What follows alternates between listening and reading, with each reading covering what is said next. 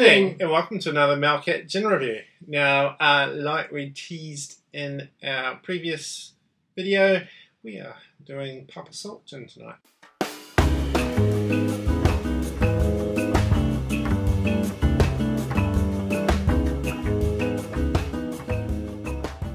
It's quite a common story, the production of this one. It was 5 friends got together and decided they wanted to make a gin. They went through a bunch of different recipes, 50 something, and came up with this. Something that in their words goes well with soda, tonic, or in a martini. Where the story takes a bit of a detour is one of those 5 friends happens to be Margot Robbie.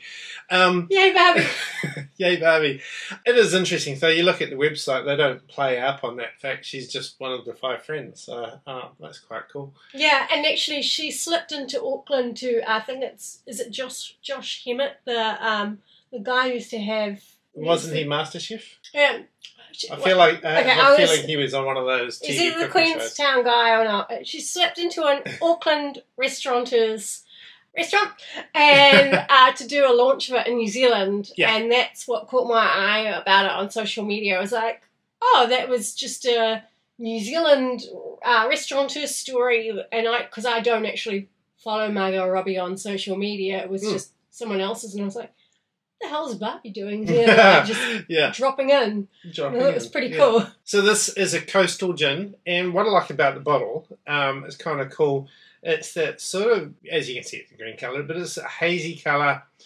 Anyone who might have picked up a bottle on the beach that that's been a piece of broken glass that's been in the surf for years, and it's kind of worn down and it's gone all opaque. Hopefully that's what they were going for, but that's what it looks like to me, and it's kind of cool. Yeah, I used to hunt those pieces out when I was a kid. They were like the treasury bits in the sand. Yeah. What's got in it? So this particular gin being Australian, has native wattle seed, pink peppercorn, a citrus peel, and a hint of oyster shell. It also says that it pairs well with a wedge of orange, but we like to not put a pairing with. Yeah, we'll just we'll taste the gin, and then we might think about what pairs well with it. I'm expecting it to be slightly salty, savoury because of the oyster. Yeah, and I think the Australian style of gins is slightly more savoury with their botanicals, which I quite like. So let's give it a go. And straight off the nose, it is that quite Australian smell. Maybe that's the wattle seed, almost like smelling eucalyptus. It's like being in an Australian bush. Ruth Pretty did a ice cream once with wattle seed in it, and it was quite interesting. Yeah, it's like wattle seed and walnut, and maybe maple. It's quite nice. Just on the nose. Okay, that's quite a good combination. Savoury herbal flavours. There's sort of a hint of the saltiness. So it's 43% ABV, so there is a little bit of an alcohol burn with it because it is a slightly higher percentage. Actually, just what you hear this slosh around in the glass. It's quite oily. What wine tasters would describe it as good legs. It's quite oily in the glass. Yum. Well, should we try it with the GNT? Yeah. You're holding off, aren't you? I am. Okay. Yum. Yeah. So they describe it as a sessionable gin, and no. which sounds to me a polite way of saying that you could chop a bottle in a session. I think you probably could actually. That's quite delicious. It's a 700ml bottle, which is pretty standard these days. Yeah. So, I don't know, I felt like, most of us, our parents probably drank Gordon's or Bombay, if you're posh, and it was a litre bottle. Yeah, and now most gins that we get these days are... Or even worse, it was a flagon. 2 litre flagon of gin. My parents had got duty free, and then I've never seen a 2 litre bottle of gin. Oh, really? I've seen a 1.5, but that was at Craig's, so that was understandable.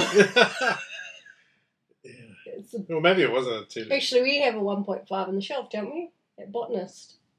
No, it's only a litre. Is it? Yeah. Oh. Anyway, Yeah. oh, I quite like that. And now I'm wondering You're trying to if decide I whether to have try it with soda straight. or Yeah. Oh, sorry, with soda. Will I be disappointed. But you only know by trying. Maybe I just do like a little bit and then I top it up with tonic. When you Oh, try I'll try it in this. So there's a woman I met the other week. I can't remember her name. I think it's Robin. She said that her friends, to soften the sugar, do soda and tonic, and they call it Sonic. Or was it Toba? No, it must have been Sonic, because Toba sounds dumb. Yeah. We'll give it a crack. Oh, that's not bad. That's not bad. No, that gin we had the other day, I didn't enjoy it that way, but that's all right. Okay. And so they did say that they were aiming for a gin that would go with soda or tonic or a martini. Now, they've got a number of cocktail recipes on the website. They're mostly just riffs on classic cocktails, but, you know, they're interesting. And there it goes.